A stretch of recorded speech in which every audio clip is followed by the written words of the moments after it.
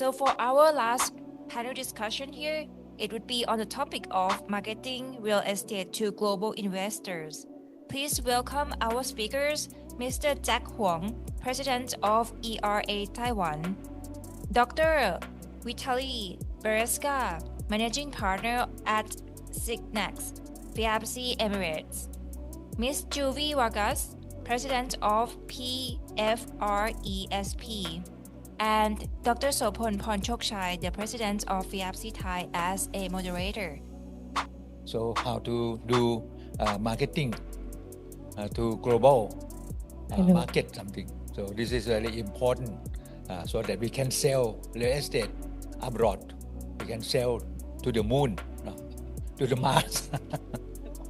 Yeah, to Mars also. So this is very interesting session indeed. So let me start with lady first, but gentlemen should be before. But okay, we start with our lady first. So Madam Juvy Vargas from the Philippines. As you may know, she is our PFC Vice President as well, like Vice President, yeah. Trustee, yeah, and also President of PFRESP, Philippines. Philippine Federation of Real Estate Service Professionals Incorporated. Again, please. Philippine Federation of Real Estate Service Professionals Incorporated. Yeah, this is a very long name. And, and he invited me to speak twice already, but still cannot remember properly. But this is a great association. She has been the president, the first president, the first president, the third president, I see. Yeah, and also involved with many other organizations as well. So, Madam, what is your idea on marketing real estate to global investor? You may have 1 hour, first 5 minutes for your answer. Please go ahead, Madam. Thank you, Dr. Sopon. This time is my third time for having me here. Thank you for the short introduction for the global marketing topic. Real estate to global investors. Global investors, right? Okay. And what are the marketing channel work best for international investors? Yeah. Yes. What should it be? For reaching international investors, the most and effective marketing channels this year or onward combined high trust context professional networking through AI, artificial intelligence. Okay. Now is rampant that agents, real estate agents using professional platforms like LinkedIn, SMS, email marketing, SEO, search engine optimization platform, and the like. This is the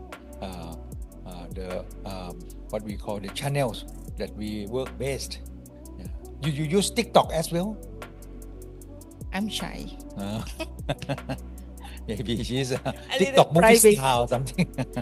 Same question to you, Dr. Vitaly Berezka, Managing Partner of Signax, PFC Emirates. Maybe, Doctor, you may kindly pronounce your name again, please. Please. You have a... Sure. Very good afternoon, ladies and gentlemen. Dr. Sopon, thank you for having us all tonight. And it's a pleasure so far to be a part of this venue. And I think FIABCI as an organization is one of the good channels to make your exposure of your properties, of exposure of your network on a global scale with amount of members and etc. So me myself, my name is Vitaly Berezka. So originally I'm from Russia, and for the past 5 years I live and work in Dubai, and I'm a part of FIABCI Emirates. And of course, as you know, UAE and Dubai specifically, it's one of the hottest real estate markets was, it is now, and will be in the future, hopefully, even though there are some situation at the moment ongoing. Yes, and from our perspective, from my perspective, I would maybe state my own opinion. What I think, which is really working well. Like surprisingly, when I was started to travel in the Southeast Asia, even like in the Middle East, you can see there are two sides of two layers. One is like global layer, is a global tools, global brands, like for example Facebook, Instagram, TikTok, and which are platforms which everyone use, right? But each and every country, they have their own social networks. Like Thailand is Line, in Vietnam is Zalo, in China it's a WeChat, in UAE we have Botim, and I think every country is getting their own special platforms where people communicate, like to exchange information, and I think those channels sometimes overlooked, because of course we tend to go which is what is on the surface, what is well known. So I think this could be one of the venue to look into in terms of the digital channel. And the second part I would like really to share with you that I think country itself, to promote country as a country, it's basically really great, adding a great value to the real estate. Because first, for any international investor, if I look on an advertisement, someone send me from Vietnam or from Thailand or from Malaysia, if I never been to this country, I have very little clue what's going on and how well this city or this district. So I think first part, there should be some promotion and education about the country, the city, the region, the district, and etc. And what are the values for the international real estate investors. This could be brought and this could be appreciated. Yes. By the way, in March, April, did you stay in Dubai? Yes, I stayed all this time in Dubai. Yes, I just came recently. Yeah. No bomb or something. No. Is this okay? No comments. No comments. Okay. Maybe if it were me, I may have to pray a lot. You are brave heart. Great. And so we move to Mr.Jack Huang. He's the president for EIA. EIA is really big in Thailand also. EIA, Keller Williams, Century 21, they said they are the biggest. I don't know who, but in EIA Taiwan is really very big indeed. So they may use a lot of tools in this case. So maybe you can kindly tell us marketing channels best for international investor. Mr. Huang, please. Thank you, Sopon. Good afternoon, everybody. I'm Jack Huang from Taiwan. Yeah. Huang marketing channel work best for international investment. I think I totally agree about them. Yeah. Meanwhile, I think social media is very important. Yeah. For example, each country we have a different social media. So if we can learn how to use the social media, we can do a good ad for our investment. And then Google search and YouTube is very important. Yeah. And property portfolio is focus on international buyer. And webinar like you Sopon do. Yeah, I think webinars doing for each country. For example, FIABCI, we have do a lot. Yeah, it's very important. And influencer and KOL partnership build trust in special marketing. Yeah. And the referral system, I think referral system networking is very important for current country. If we can do more referral, we can save a lot of time. Yeah, in my opinion. Thank you. Yeah, thank you. Do you use Line?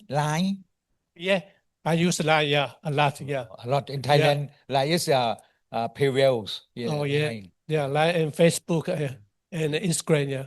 Oh, I see. In my country. Yeah. Oh, very good. Yeah, we all mainly use Line here. Oh, Miss Namtip, she want to be a moderator. She want to replace me. Okay. Betul. Actually, they will close that room, so I have to close the event in that room.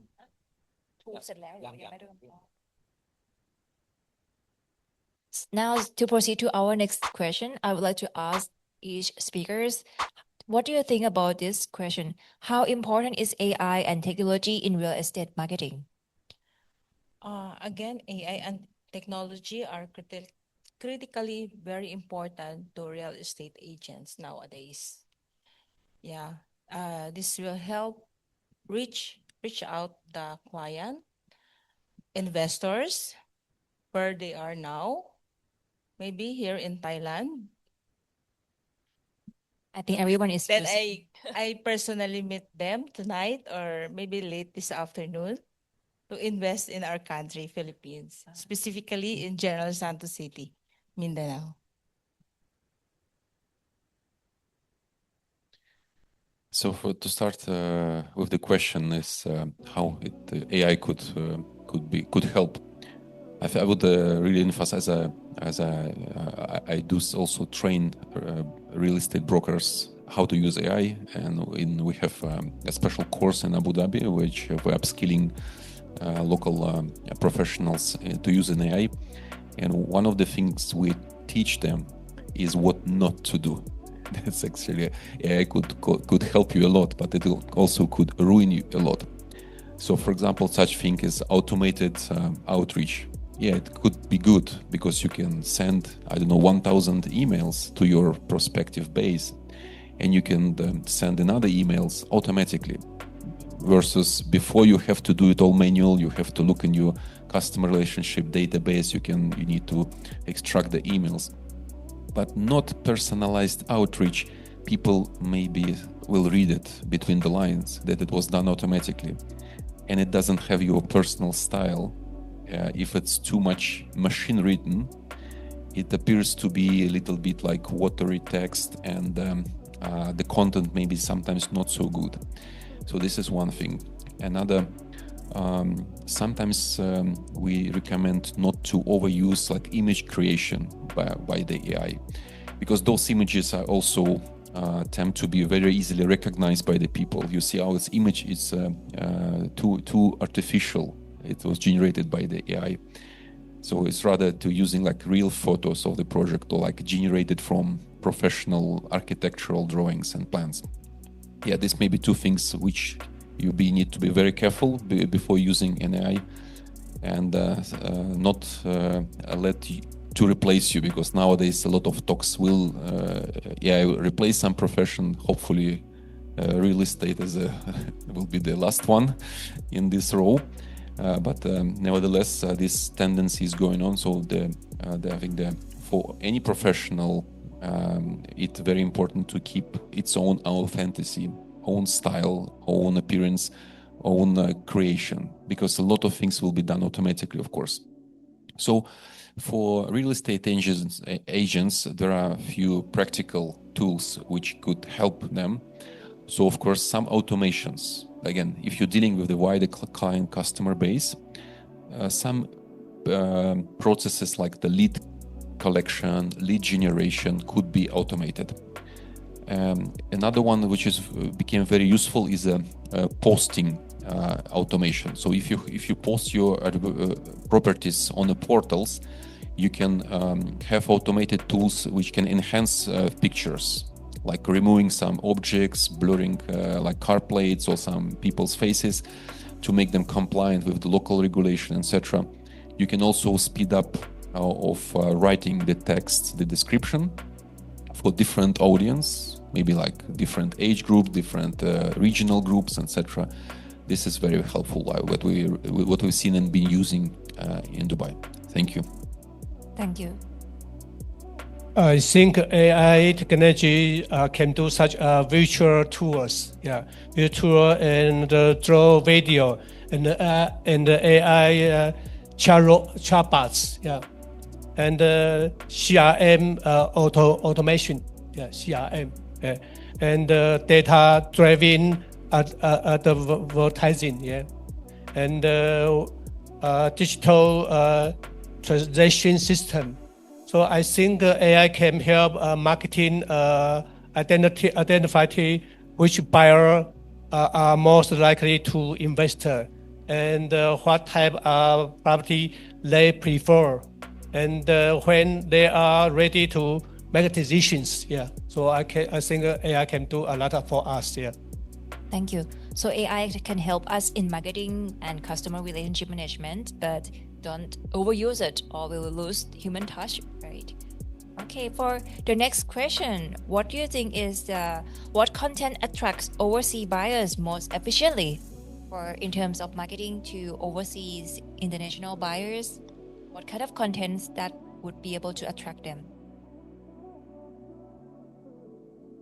Like SMS marketing, LinkedIn, and other social media platforms.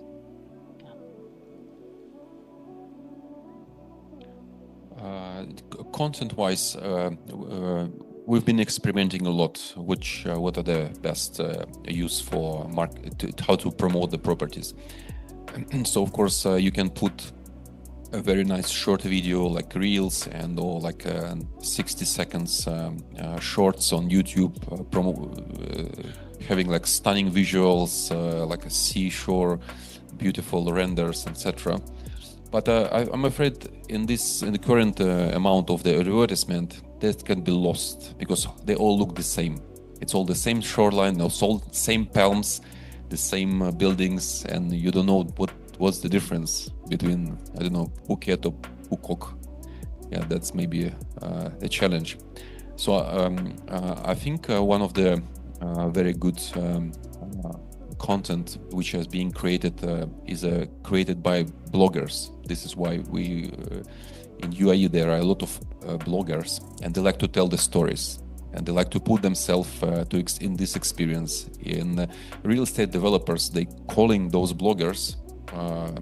They travel them to show them around the project, and they let them tell in their own language what they've seen, what they experience, and people more like tend to trust this because it's a real person. He or she went to this place. He or she shared this experience, and this is somehow giving a credibility. So this is the content which is really working very well. Thank you. I think international buyers are attracted to content that combines investment logic and emotional connection, and very important, trust. So the most effective content include this high quality video tours and lifestyle storytelling and marketing insight and ROI projection. And residency or visa opportunities is very important for those days. And infrastructure and location growth, and rental year and capital appreciation data. And crime and comparison with other global market, because when the investment they want to make a decision, they need how it's good I make a decision, and the clear buying process is presentation. Wow, that's interesting. So Ms.Juvy recommends using LinkedIn and other platforms. Dr. Vitaly recommends using the micro influencers or local influencers to tell your story from their side, and Mr. Jack recommend using information that's suitable for the target groups like investors. Wow, that's very interesting. For the next question, I would like to ask, how do buyers' expectations differ between countries? Well, it will refer to market segmentation.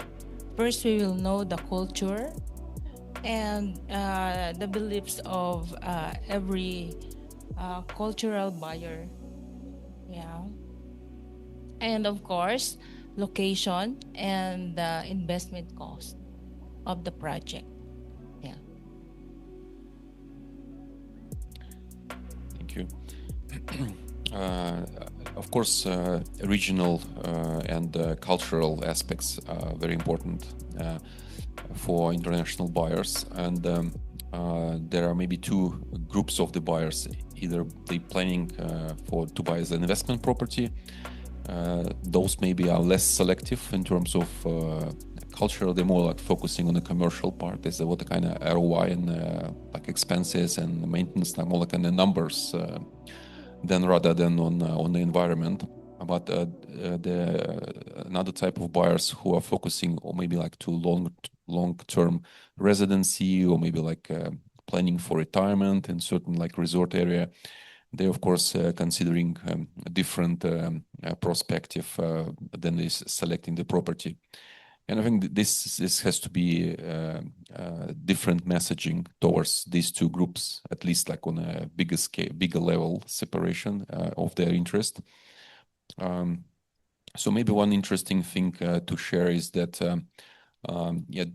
all countries they have different standards of living, of design, of understanding what is apartments. Like let's consider size of the apartments. So in compare, let's Dubai and Singapore. That will be two different dimensions. Yeah, in Dubai, one bedroom apartment is starting from 60-70 square meters. And that's like a standard, and it has to like 2 bathrooms, like balconies. This is their like product. And of course, going to other countries that may be not the case. Therefore, addressing messages to international buyers, if the buyers are coming from the Middle East, they most likely they would expect sizable apartments, and that's kind of product. Thank you. I think buyer expectation vary significantly based on culture, economy, priority, and communication style. For example, Asia buyer often priority long-term wealth preservation, education, access, safety, and family legacy. Yeah. And Middle Eastern investor may focus on more and on luxury, privacy, prestige, and relationship driving business. Yeah. And European buyer often pay close attention to sustainability, transparency, and regulation details. Yeah. And the North American investor tend to emphasize ROI, marketing data, and transaction efficiency. Yeah. Wow, thank you. So everyone agrees that buyers from different market segmentation has different expectations. Those who are investors are looking at numbers, and those who are looking for home, they have different expectations, depends on their culture. Now, to proceed with the last question for this session, I would like to ask you, what strategies will define global real estate marketing in the future? This time, global real estate marketing shift into from digital era to AI, artificial intelligence, which presently our topic. So everybody is required to be adapted the recent marketing platform.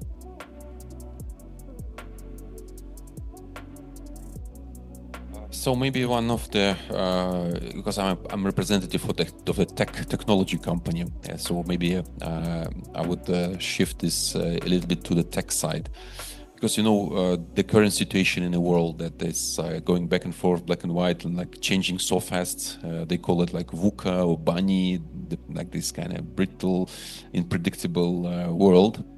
And buying in real estate, investing in real estate. That's real estate is an asset which is not liquid. I would say not that you can buy and sell not that fast, right? It's something you can. Of course, I think that's global situation, global changes will be influencing the behavior of the investors. Would it be institutional investors or private investors? I think it will drive the market in two directions. One direction is investors, private or institutional, will be looking for a plan B, meaning like let's imagine which place on earth they would have as a second residency for their safe haven, let's imagine. And the second, the technology now allowing to fractional ownership, and I think we have in Dubai recently launched the first time. I think that was the first time that really cannot get a title deed. That's because there are a lot of tokenization projects, like you can buy a fractional ownership, but I think only in UAE you can receive real like title deed that you owning, I don't know, 1/10, 100 of this property, and that property could be easily traded, right, to other participants, etc. So I think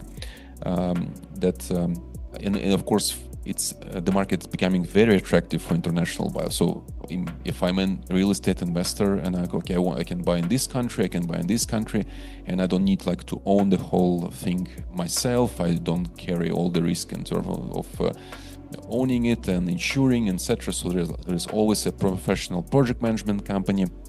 And I think, yes, tokenization, look closely on this aspect that maybe will be booming in upcoming 2-3 years.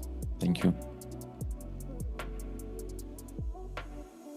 In my opinion, I think the future will be driven by personalization, technology, and trust, and global accessibility. Yeah, the key strategy include the AI powered personalization, data-driven audience targeting, yeah, and immersive digital experiences such as VR, and interactive tours, yeah, and multi-guide and localized champion, and creator and influence participant partnership, and cross-border brand cooperation, yeah. Integrated online transaction ecosystems, yeah, and community and lifestyle branding rather than just property promotion.